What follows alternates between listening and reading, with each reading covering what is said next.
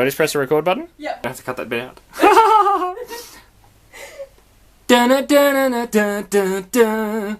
Da-na-na.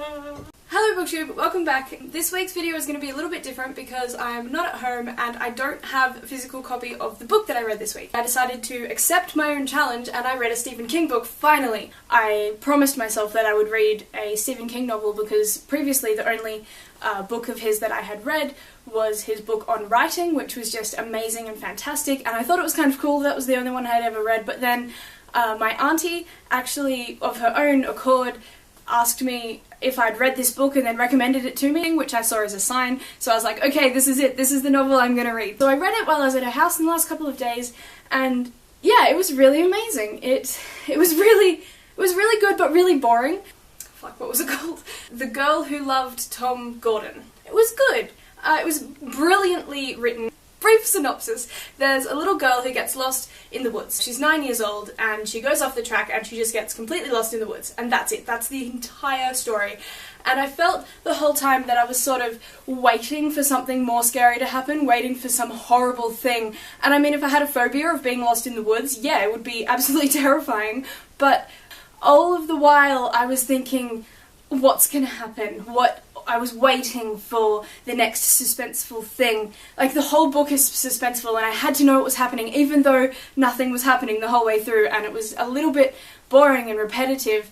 It was still enthralling, like you still needed to know what would happen next. But yeah, I was really quite happy with it. It's about baseball as well, and I have zero interest in baseball. I don't understand the rules, I don't know who Tom Gordon is. But it didn't matter at all that I didn't like baseball. Like, the references to baseball weren't imperative to the storyline. It was just a sort of coping mechanism that the little girl had.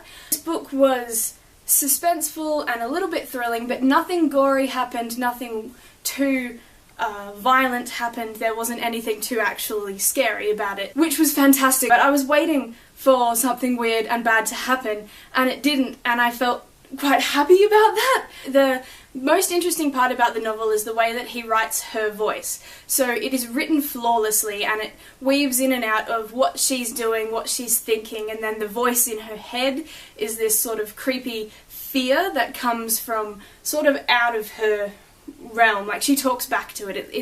It's creepy and it's really, really relatable. The little girl, she discovers this character in her mind that is a dark, cold voice, and it's not really the embodiment, but it is her fear talking to her, and it's like, the whole book is a really interesting observation on the fear and what is the basis of fear, and how she gets really scared and it's all in her mind.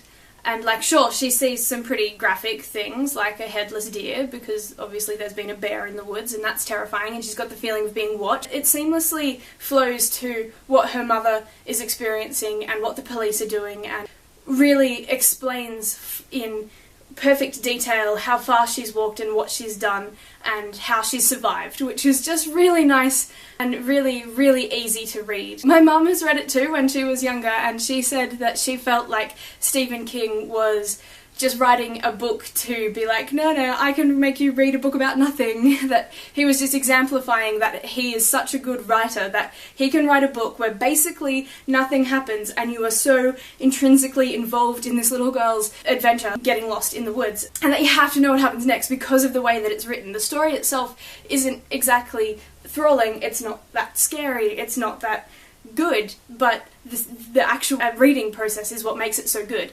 It didn't really shock me. I think I was expecting more actual fear for me, like I was expecting myself to get scared, but it was actually more just an interesting read on the perspective of what fear is and how fear affected the little girl, which was fantastic. I like to remove myself from fear and all emotion and study it, so it did that perfectly for me, and yeah, I'm really happy with that. I'm keen to read more, but I don't want to read one that would be scary, because if I was actually frightened of the woods, that probably would have been a damaging novel for me. Like, I can see how his great writing could potentially just blow my mind in a bad way. Screen what I read of his, but I think I will probably read more because it's good to learn from great writers like that. So long as I don't damage myself in the process, it should be good. I will see you on Friday. Alright, thank you so much for watching. How do you turn this thing off?